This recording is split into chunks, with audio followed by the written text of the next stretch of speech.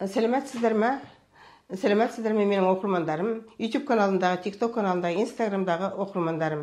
Сіздерге біздің Алматыда әрине қиын жағдайлар көп болып жатыр. Жер сілкінісі өте көп болып жатыр. Жер сілкінгенде бізде әсіресе үлкендер шыдамды екенбіз. Қазір менің бақылағаным осы қаңтар айынан бері қарата жер сілкінгелі жастарда ұйқысыздық көбейіп кетті.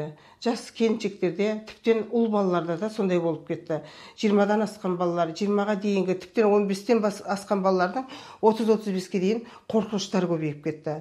Өйткені біз оларды дайындамағанбыз. Әрине бәріміз осы мәпелеп эгоист қылып өсірдік қой қазір. Қытайлар бір баланың артында 4-5 адам жүргенін өзім талай көріп едім.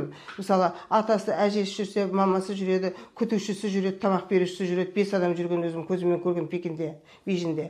Ал енді біздің қазақтарда да сөйтіп мәпелеп өсіріп отқан балаларымыз ғой. Сондықтан ешқандай қиыншылық көрмегендіктен балалар қорқақтық көбейіп жатыр. Гормондар бірден ойнап кетеді. Мысалы, жас келіншектердің тіптен экоға дайындап отқан келіншектердің ұрығының өліп қалғандары бар, ұйықтай алмай қалғандары бар.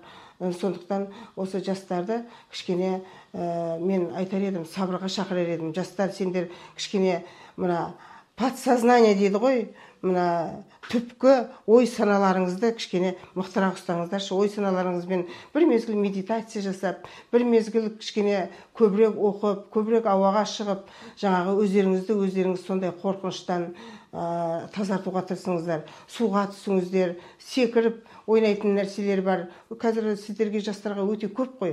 Сондықтан осы жер сілкінгенде осы жағдай көбейіп кеткендіктен сіздерге ескерткім келеді. Әсіресе ой санамен. Егер өздеріңіздің әлдеріңіз келмей жатса, маған келіңіздер. Мен ой санаңызге, тіптен гипнозотерапияда жасауға дайынмын сіздерге. Сөйтіп, ойыңызда қалып қалған қорқынышты шығаруға дайынмын.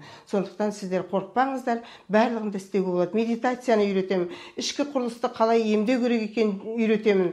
Сондықтан келуді ұмытпаңыздар. Сұрақтарыңыз болса, менің жаңағы YouTube каналымның және TikTok каналының әрқайсының бас жағында телефондар тұр. Сол телефондарға WhatsApp-қа жазыңыздар. Кейде YouTube каналға жазып жатады. YouTube каналға біз кішкене өзіміздің қазақ екенімізді көрсетіп, кішкене культурамызды ұстауымыз керек, мәдениетті болуымыз керек. Ой, мен бүгін қанжырым ақты, осы айда келмей қалды, осы айда келді, ана болмаса бәлем түген болды, түген деген сондай кішкене тәрбиесіздікке бармайық. Культура керек бізге, жаңағы мәдениеттік. Сондықтан WhatsApp-қа жазыңыздар. WhatsApp-қа жеке сұрақ беруге мен әр уақытта сіздерге сұрақ беремін. Рас, кейде мен қолым тимей қалатын уақыт болады, бірақ кешіктіріп сұрақ берсем де сұрақ беремін. Сіздермен болған мен әр уақытта менің каналыма жазылуды ұмытпаңыздар. Сілтемеге бір-бірлеріңізге жаңағы интернет желісіне бөлісуді ұмытпаңыздар.